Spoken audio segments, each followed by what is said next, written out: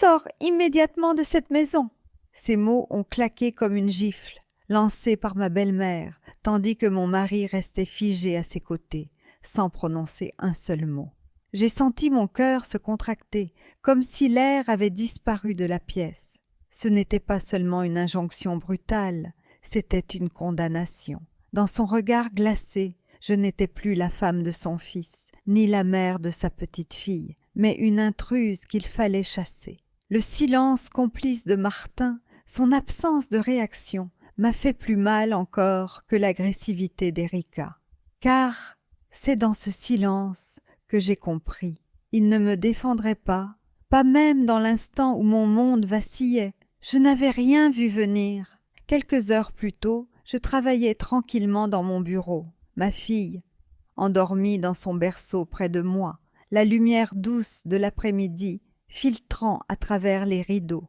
Tout semblait ordinaire, presque paisible. Et puis, ce vacarme dans l'escalier, ces pas lourds et précipités, et la voix sèche de Martin m'appelant à descendre. J'avais senti la tension, une crispation dans son ton, mais je n'imaginais pas que j'allais être jugée et condamnée en l'espace de quelques secondes. Le salon, en bas, était devenu un tribunal improvisé. Ma belle-mère juge, mon beau-père spectateur et mon mari témoin muet. Moi, j'étais l'accusée, sans avocat, sans défense. Les mots résonnaient encore dans ma tête, déchirant tout ce que j'avais cru solide dans ma vie. « Sors immédiatement de cette maison !» Cela sonnait comme un verdict sans appel. J'ai eu un instant de vertige, me demandant si je rêvais, si cette scène absurde pouvait réellement se dérouler dans ma propre maison, celle que j'avais financée, imaginée, supervisée, pierre après pierre. Comment osait-elle, comment osait-il, tous ensemble, m'arracher à l'endroit même que j'avais bâti de mes mains et de mes efforts? C'était comme si l'on m'expulsait de mon propre corps, comme si tout ce que j'étais n'avait plus de valeur ni de place. Et Martin, mon mari, restait planté là, avec ce sourire crispé, presque satisfait, comme s'il avait attendu ce moment depuis longtemps. Je me souviens avoir serré ma fille contre moi, cherchant dans son souffle tranquille une raison de ne pas m'effondrer. Mon regard passait de l'un à l'autre, cherchant une faille, une main tendue, un mot de réconfort, mais il n'y avait que des visages fermés. La colère de ma belle-mère, la froideur de mon beau-père, l'indifférence de Martin. J'ai senti mes jambes trembler, mais je me suis redressée, refusant de leur offrir le spectacle de ma chute. Dans le tumulte de mon esprit, une seule pensée revenait. Si c'est la guerre qu'ils veulent, alors je l'amènerai. À cet instant précis, au milieu de leur hostilité, j'ai compris que ma vie venait de basculer et que je ne serais plus jamais la même femme. Je m'appelle Johanna, j'ai 31 ans et je viens de Lyon.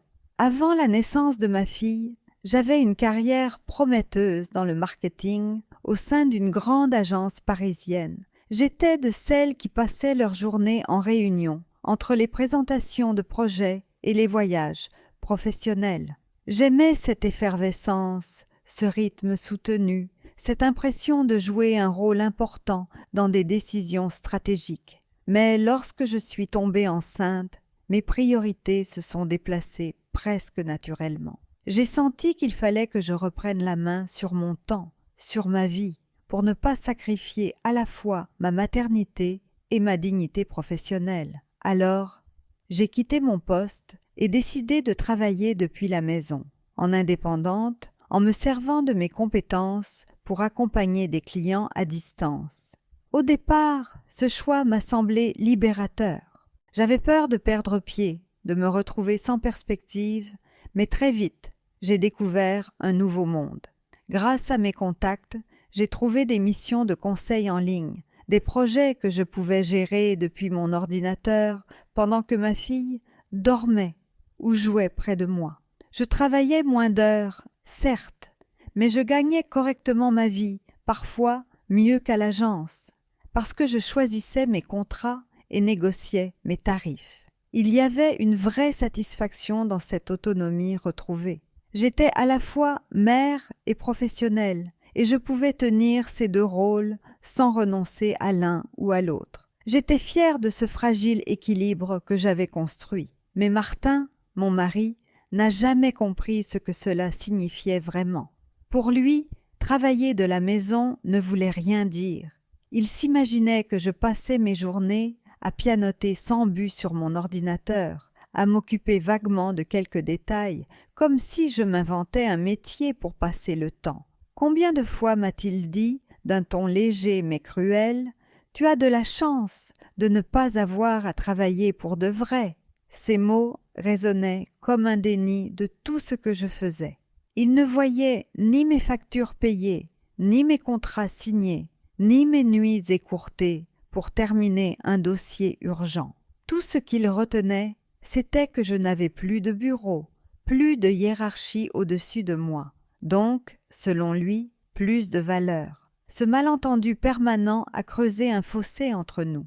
Je n'avais pas besoin qu'il admire mes réussites, mais j'aurais voulu qu'il reconnaisse au moins mes efforts, qu'il admette que ma contribution comptait. Au lieu de cela, il affichait une indifférence presque méprisante. Je savais qu'il préférait l'image de l'épouse dépendante, effacée, qui attend le retour du mari pour que la vie reprenne.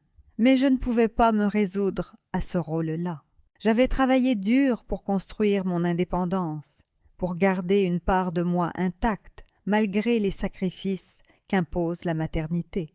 Alors chaque remarque de Martin, chaque soupir agacé devant mon ordinateur n'était pas qu'une blessure d'ego. C'était un rappel brutal que l'homme censé être mon partenaire ne me voyait pas pour ce que j'étais vraiment. Au début, la vie avec mes beaux-parents paraissait paisible, presque réconfortante. Ils m'avaient accueilli avec des sourires, et j'avais voulu croire que cette cohabitation serait une force, une façon d'élargir la famille autour de ma fille. Nous avons décidé de construire ensemble une grande maison à la périphérie de Lyon, une sorte de maison familiale moderne, divisée en deux parties distinctes, mais reliées par des espaces communs. Je m'étais énormément investie dans ce projet. C'est moi qui avais choisi l'architecte, suivi les devis, vérifié les plans, assisté aux réunions. J'avais même payé la plus grande partie de la construction grâce à mes économies et à mes revenus. Je voulais que ce lieu devienne un foyer solide, une base de sérénité pour les années à venir. À ce moment-là, je ne voyais pas le piège qui se dessinait. Pendant les premiers mois, tout semblait fonctionner correctement. Nous partagions les repas du dimanche, les petites conversations dans le jardin, et il y avait presque une atmosphère de complicité. Erika, ma belle-mère, s'extasiait devant ma fille, la prenait dans ses bras avec tendresse, et Klaus, mon beau-père, parlait souvent de l'avenir comme d'une grande aventure commune. Je me disais que j'avais peut-être eu tort de douter, que toutes ces histoires de tension entre belle-fille et belle-mère n'étaient que des clichés. J'essayais de me convaincre que j'avais pris la bonne décision, que l'union des générations sous un même toit pouvait être une force, surtout avec un enfant en bas âge à élever. Mais peu à peu, des fissures sont apparues dans ce tableau parfait. Derrière les compliments d'Erika, je sentais une curiosité intrusive, une manière d'observer chacun de mes gestes, comme si elle attendait que je fasse une erreur. Les repas devenaient des séances de critique déguisées, trop de sel dans le plat, pas assez de soin dans le ménage. Une remarque subtile sur ma façon d'éduquer ma fille. Klaus, de son côté, ne disait rien directement, mais son silence validait les propos de sa femme. Martin, lui, restait indifférent, comme si tout cela n'était pas son problème. Chaque remarque, chaque soupir, chaque sourire ironique d'Erika creusait un peu plus le fossé entre ce que j'avais imaginé et la réalité qui s'installait. Je réalisais lentement que j'avais construit, non pas un havre de paix, mais une cage dorée. Les murs ne protégeaient plus, ils enfermaient. L'investissement que j'avais fait, l'argent que j'avais mis, Tout cela se retournait contre moi, car en finançant la maison, j'avais cru acheter de la sécurité, alors que je m'étais enchaînée à un espace où ma belle famille régnait en maître. Ce qui devait être une promesse de stabilité se transformait en piège, un piège subtil et implacable. Et moi, enfermée dans mes illusions, je n'avais plus d'échappatoire immédiate. Je devais affronter le quotidien, avec ses sourires polis qui cachaient déjà des tempêtes. Peu à peu, l'image d'Erika, que j'avais d'abord vue comme une grand-mère bienveillante, s'est effritée. Derrière ses sourires et ses gestes tendres envers ma fille se cachait une volonté de contrôle permanente. Elle ne se contentait pas de donner un coup de main de temps en temps. Elle s'arrogeait le droit de diriger ma vie quotidienne. Chaque matin, elle trouvait une raison pour me solliciter. Préparer un repas plus équilibré, laver le linge correctement, ou encore frotter les sols, parce que, selon elle, la poussière menaçait ses allergies. Peu importait que j'aie du travail en cours, que j'aie des échéances à respecter. Elle entrait dans mon bureau sans frapper, comme si mon ordinateur n'était qu'un jouet, et mon activité un passe-temps insignifiant. Son ton n'était pas celui d'une aide, mais celui d'un contremaître qui donne des ordres. Ses interruptions constantes me déstabilisaient profondément. Au début, j'ai essayé d'argumenter, de lui expliquer que j'avais des clients, que des contrats reposaient sur ma rigueur et ma disponibilité. Elle hochait la tête, puis recommençait le lendemain, comme si mes paroles glissaient sur elle. Et lorsque je tentais de lui demander un peu de discrétion, elle se vexait, me rappelant que, sans elle, je ne pourrais pas gérer la maison, ni m'occuper correctement de ma fille. Il y avait dans sa voix une accusation larvée, une insinuation que j'étais une mère négligente si je choisissais de consacrer du temps à mon travail. Chaque remarque sapait ma confiance, chaque intrusion me faisait sentir coupable d'avoir voulu conjuguer maternité et carrière. Martin, au lieu de me soutenir, riait de mes plaintes. Ses mots étaient encore plus douloureux que ceux de sa mère. « Tu exagères toujours, Johanna. Ce que tu fais, ce n'est pas un vrai travail. » Il réduisait mes efforts à un hobby, comme si j'étais une enfant qui s'amusait à tapoter sur un clavier. Quand je lui montrais mes revenus, il détournait la conversation, prétendant que cela ne comptait pas vraiment, que seul son salaire était stable.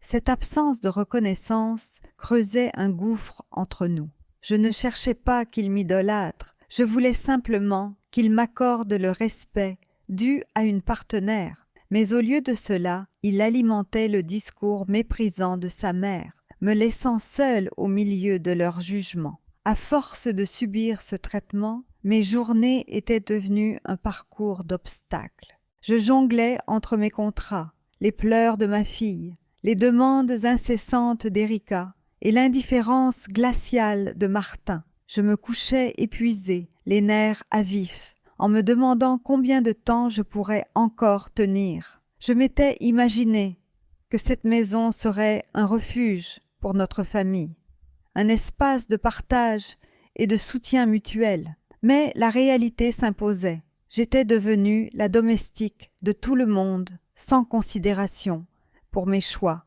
ni pour mes sacrifices. Le rêve d'une famille unie se transformait en une lente descente dans un quotidien de servitude et de solitude. Avec le temps, je suis devenue une étrangère dans ma propre maison. Au début, Erika dissimulait encore ses reproches derrière des remarques déguisées, mais rapidement, les masques sont tombés. Un soir, alors que je débarrassais la table après le dîner, elle m'a lancé d'une voix tranchante « Tu es un parasite !» Le mot a claqué comme une gifle, si brutal que j'en ai eu le souffle coupé. J'ai d'abord cru mal entendre, mais elle a répété avec un sourire amer que je ne faisais rien d'utile, que je vivais au crochet de son fils. J'ai regardé Martin, cherchant dans ses yeux un éclat de désaccord, une protestation, un simple geste pour me défendre. Mais il est resté muet, le regard fuyant, et ce silence valait une approbation. C'était comme si, dans cette maison que j'avais financée, je n'avais plus aucun droit d'exister. Klaus, mon beau-père, ne prononçait pas souvent de mots durs, mais son attitude parlait pour lui. Quand Erika me critiquait, il hochait la tête lentement, comme s'il validait chacune de ses attaques. Je guettais chez lui une neutralité bienveillante, un équilibre possible, mais il n'offrait que l'écho du mépris de sa femme. Dans ces moments, j'avais la sensation d'être encerclée, enfermée dans un tribunal où l'accusation, le juge et les témoins se liguaient contre moi. Même ma fille dans mes bras ne me protégeait pas de cette humiliation. Au contraire, Erika insinuait que je n'étais pas capable de m'occuper d'elle convenablement, que j'étais trop préoccupée par mon ordinateur, par mes soi-disant distractions, pour être une bonne mère. Ces accusations, répétées jour après jour, rongeaient mes certitudes et effaçaient mes repères. Peu à peu, j'ai commencé à douter de moi-même. Les mots « parasite »,« inutile »,« égoïste » s'imprimaient dans ma mémoire comme des étiquettes qu'on collait sur ma peau. Chaque fois que je m'asseyais devant mon ordinateur pour travailler, je sentais leur regard derrière moi, prêt à juger le moindre de mes gestes.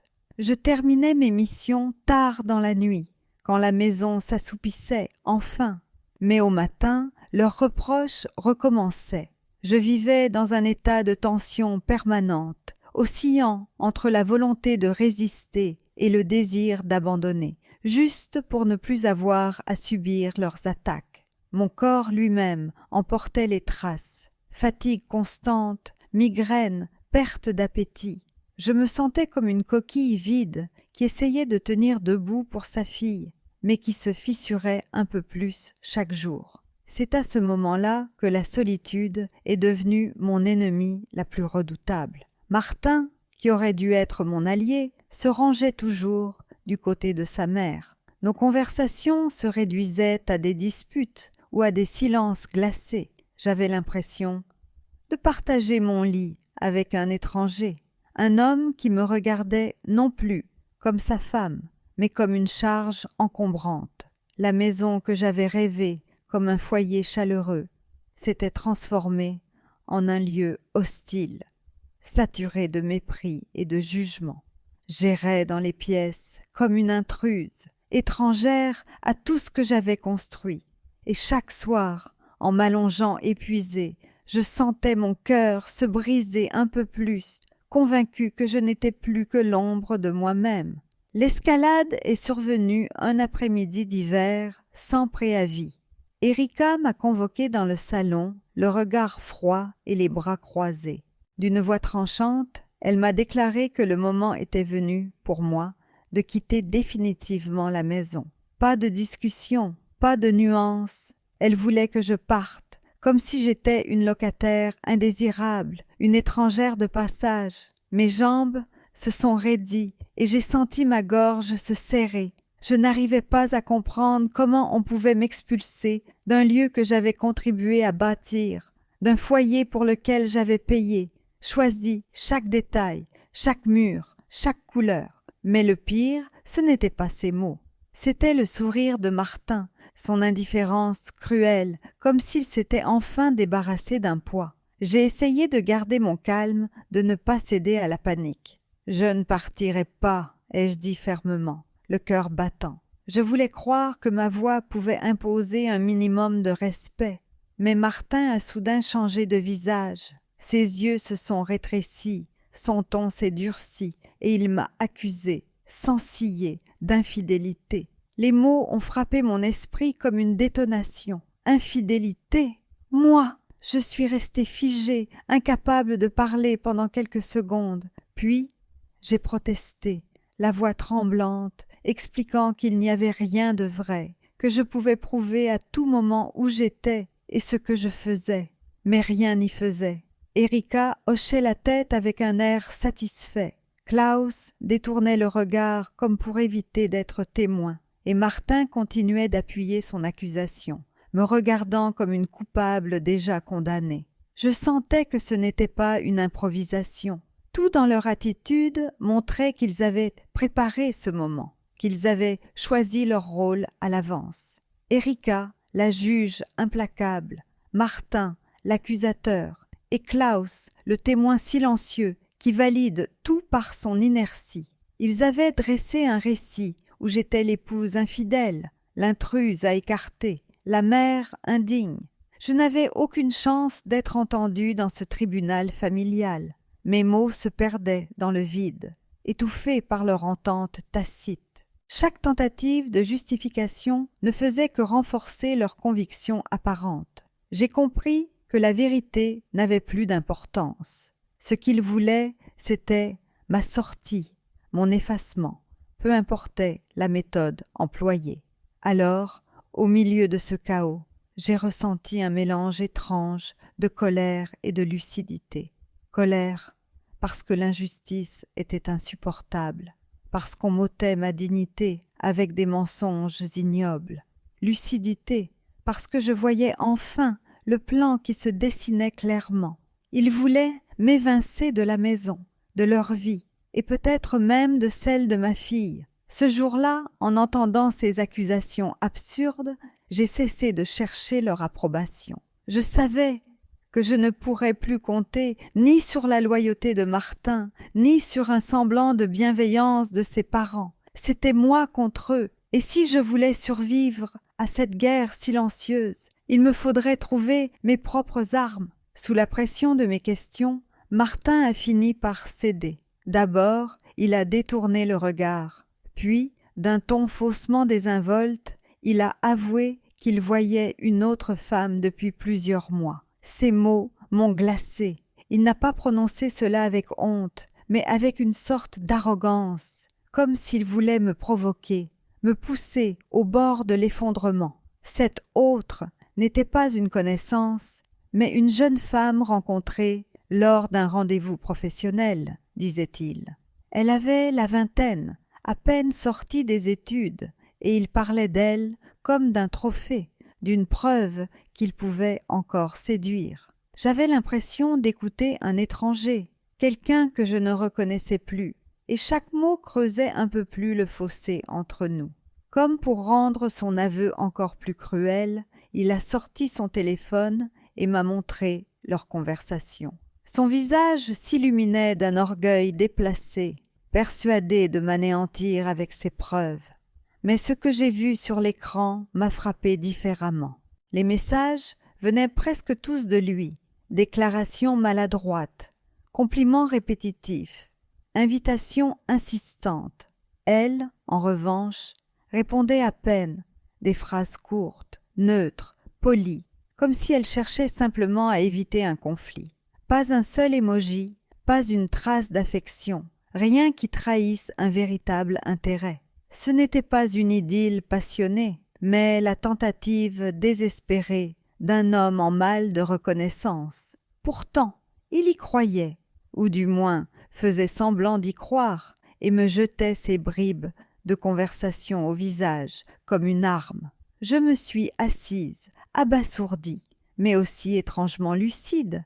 Il croyait me détruire en me montrant ces messages, mais en réalité il m'offrait une preuve de son infidélité, certes, mais surtout une preuve de son ridicule, de son aveuglement. Silencieusement, pendant qu'il jubilait, j'ai sorti mon propre téléphone et j'ai pris des captures d'écran. Je l'ai fait d'un geste calme, presque mécanique, sans chercher à le cacher. À quoi bon?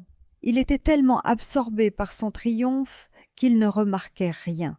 Chaque capture devenait pour moi une arme potentielle, un bouclier en cas de besoin. Je n'étais plus seulement la femme humiliée, j'étais déjà en train de préparer ma défense, ma riposte. À cet instant, j'ai senti que quelque chose changeait en moi. La douleur restait vive, mais elle se transformait en détermination. Si Martin croyait que ses aveux et ses accusations suffiraient à m'anéantir, il se trompait lourdement. J'avais désormais une certitude, je ne pourrais plus jamais lui faire confiance. Il avait franchi une limite irréversible. Mais en même temps, je savais que je n'étais pas aussi démunie qu'il l'espérait. J'avais mes preuves, j'avais ma lucidité, et surtout, j'avais ma fille pour qui je devais tenir bon. Ce jour-là, en enregistrant ces captures d'écran, j'ai commencé à bâtir la première pierre de mon plan de survie. La décision est tombée en moi comme une évidence. Je devais demander le divorce. Plus de compromis, plus d'illusions, plus d'attentes qu'il change. Martin avait franchi trop de limites, et je savais désormais qu'il ne serait jamais le partenaire dont j'avais besoin. Mais au-delà de notre couple brisé, il y avait une autre certitude, encore plus forte. Je ne pouvais pas laisser ma fille grandir dans un environnement empoisonné par le mépris et les mensonges. Elle avait droit à une mère présente, libre, et à un foyer apaisé, même modeste. Alors, un soir, tandis que la maison résonnait des voix de mes beaux-parents en bas, j'ai pris une feuille blanche et j'ai écrit ces mots dans ma tête. Je pars, je sauve ma fille et moi-même. Quand j'ai annoncé ma décision à Martin, il n'a pas réagi avec tristesse ni colère, mais avec un ricanement. « Tu n'iras pas loin », a-t-il lancé, d'un ton qui se voulait moqueur. Puis, il a ajouté, en me fixant d'un regard supérieur, « Sans revenu, tu ne pourras jamais élever notre fille. » Ces mots m'ont frappé comme une gifle, mais cette fois, je n'ai pas vacillé, car je savais qu'il se trompait. Voilà des mois que c'étaient mes contrats, mes missions, mes nuits passées à travailler qui assuraient la stabilité financière du foyer. Il refusait simplement de le voir, trop enfermé dans son orgueil masculin et dans l'idée archaïque que seul l'homme est le pourvoyeur. Son rire n'était que le reflet de son ignorance. J'ai ressenti à cet instant une force nouvelle, une énergie presque rageuse. Tout ce qu'il essayait de me renvoyer, l'impuissance, l'échec, la dépendance, se retournait contre lui. Je connaissais mes chiffres, mes factures, mes clients. Je savais exactement combien je gagnais et je savais que c'était suffisant. Peut-être pas pour vivre dans le luxe, mais pour offrir à ma fille un toit, des repas et surtout une mère qui ne ploierait plus sous les humiliations. Mon travail, qu'il qualifiait de hobby, était en réalité notre planche de salut. Je n'avais plus besoin de sa validation. La vérité, c'est que je n'avais même plus besoin de lui.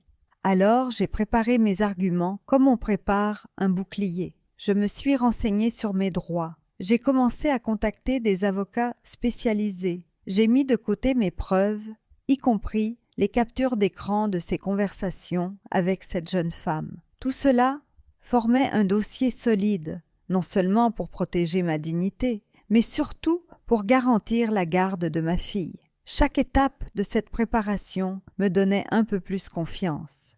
L'angoisse laissait place à une détermination froide. Martin pouvait se moquer, il pouvait nier mes capacités, mais je savais que j'étais déjà en train de tracer la sortie de ce piège. Et dans mon cœur, une promesse brûlait. Je ne laisserai personne m'arracher ma fille, ni lui, ni sa mère, ni personne d'autre. J'ai compris très vite que pour couper les ponts, il ne suffisait pas de demander le divorce. Tant que la maison existerait, tant que nous serions liés à cette construction commune, Erika et Martin auraient une emprise sur moi. Alors j'ai pris une décision radicale, vendre. Je me suis souvenu des contacts que j'avais gardés de la période de chantier.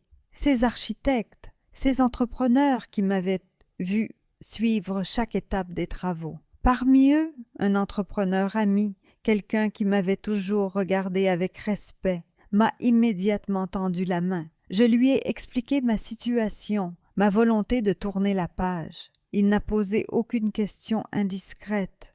Il a simplement hoché la tête et dit qu'il connaissait des acheteurs potentiels. Les choses se sont enchaînées à une vitesse surprenante. Quelques visites suffirent pour attirer l'attention de familles prêtes à investir. La maison était récente, spacieuse et construite avec soin. Elle portait encore l'éclat du neuf. Ironie cruelle, C'était mon implication, mon goût du détail qui la rendait si attractive. Et c'est cette même implication qui me permettait aujourd'hui de m'en détacher avec profit. Lorsque les offres ont commencé à tomber, je n'en revenais pas. Le prix proposé dépassait de loin mes prévisions, couvrant non seulement le crédit en cours, mais me laissant aussi une marge de sécurité. Pour la première fois depuis longtemps, je respirais. Je voyais se dessiner la possibilité d'un nouveau départ, sans chaîne ni humiliation.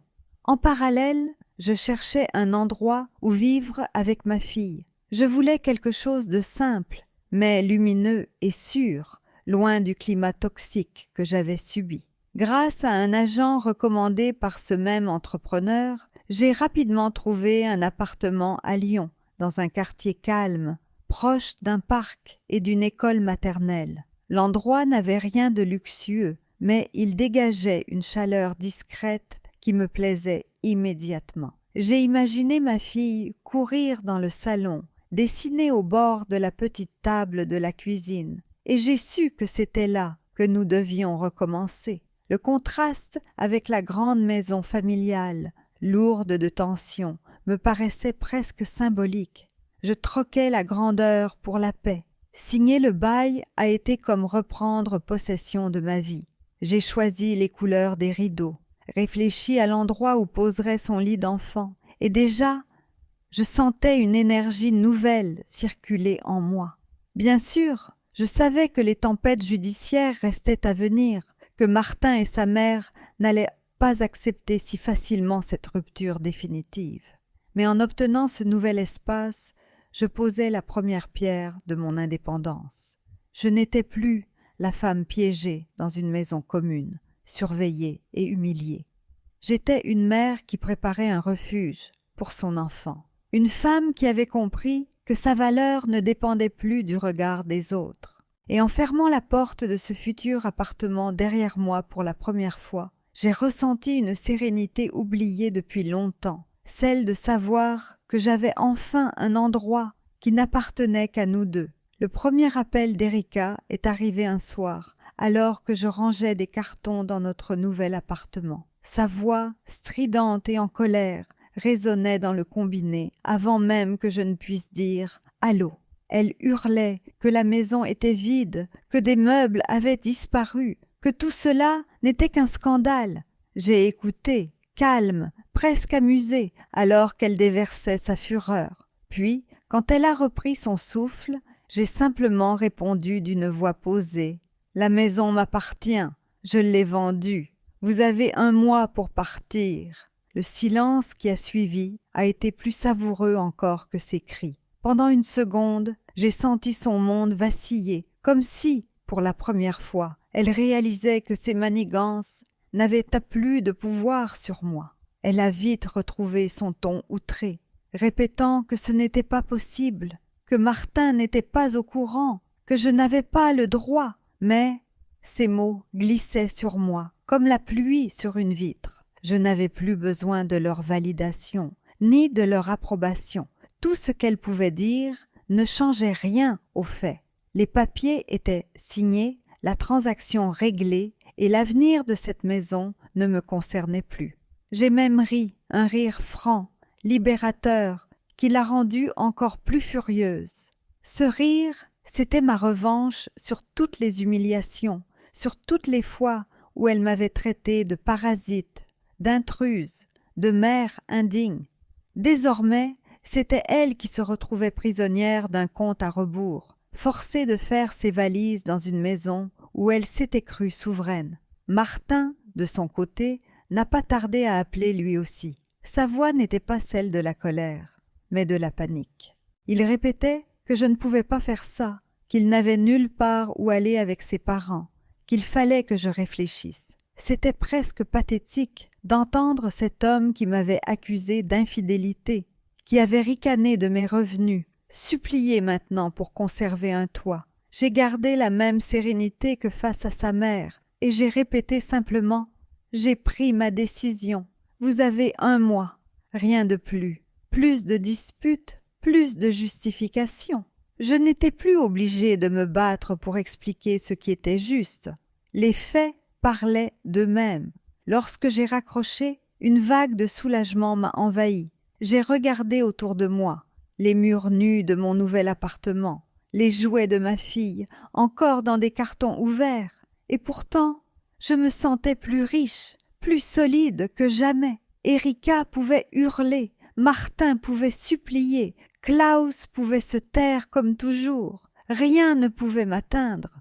J'avais repris le contrôle de ma vie.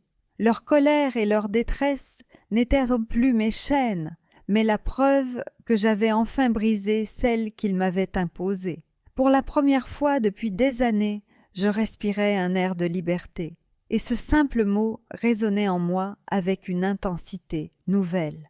Libre. Le jour de l'audience, j'avais le cœur battant, mais l'esprit clair. J'avais rassemblé tous les documents nécessaires, mes relevés bancaires, les contrats de mes clients, les preuves de mes revenus réguliers, ainsi que les témoignages d'amis qui pouvaient attester de mon rôle de mère attentive et présente. Mon avocat m'avait prévenu. Il ne suffisait pas de montrer que Martin était instable, il fallait surtout prouver que j'étais capable d'offrir à ma fille un environnement stable, sécurisant et équilibré. Assise dans la salle du tribunal, avec ma fille serrée contre moi, je savais que chaque minute allait déterminer notre avenir. Je n'étais pas seulement en train de défendre mes droits, je protégeais l'enfance et l'avenir de mon enfant.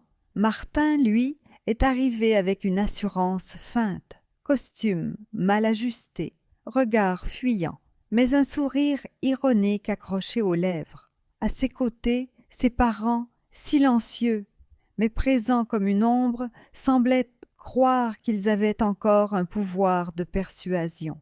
Lorsqu'il a pris la parole, il a tenté de me décrédibiliser, répétant que mon travail à domicile n'était pas sérieux, que je passais mes journées devant un écran sans réelle valeur. Il a insinué que je n'étais pas capable de m'occuper seule d'une enfant. Mais chaque mot sonnait creux. Les preuves que nous avions fournies démontraient le contraire. Mes revenus stables, mes horaires flexibles, ma disponibilité constante pour ma fille. Le juge, imperturbable, notait, questionnait, et chaque fois, les réponses de Martin semblaient fragiles, bâclées, presque improvisées. Lorsque ce fut mon tour, je me suis levée avec calme. J'ai expliqué comment je travaillais, comment j'organisais mes journées autour de ma fille, comment je veillais à ce qu'elle ait toujours ce dont elle avait besoin. J'ai parlé de ces nuits paisibles, de ces repas équilibrés, des promenades au parc, des visites chez le médecin où je n'avais jamais manqué un rendez-vous.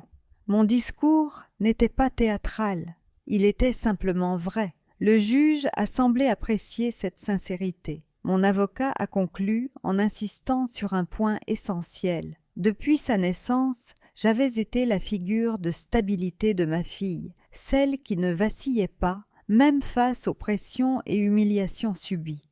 L'image qui s'en dégageait était claire, une mère solide, déterminée, prête à tout pour le bien-être de son enfant. Le verdict est tombé avec une simplicité glaçante. La garde exclusive m'était accordée. J'ai senti mes jambes se dérober sous le poids du soulagement. Martin, lui, est resté pétrifié, incapable de dissimuler sa stupeur. Ses parents chuchotaient, effarés, comme s'ils n'avaient jamais envisagé une telle issue. Le monde qu'ils avaient voulu construire contre moi venait de s'effondrer en un instant. Martin a quitté la salle furieux, jurant qu'il n'avait jamais eu besoin de cette fille de toute façon.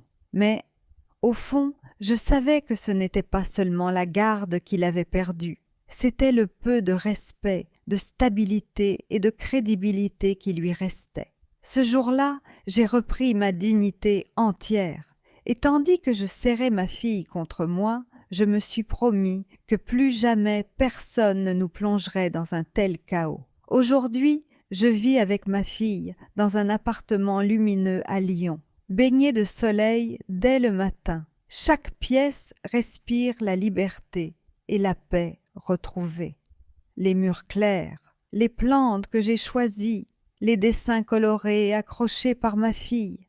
C'est un lieu modeste, mais il nous appartient dans le sens le plus précieux du terme. Ici, personne ne vient me dire comment je dois vivre. Personne n'ose me juger ou me rabaisser. Chaque soir, lorsque je ferme les volets, je ressens une gratitude profonde. Nous sommes enfin chez nous, loin des cris, des humiliations et du poids étouffant de cette maison familiale qui n'était qu'une prison déguisée. Mon travail aussi a pris un nouvel essor.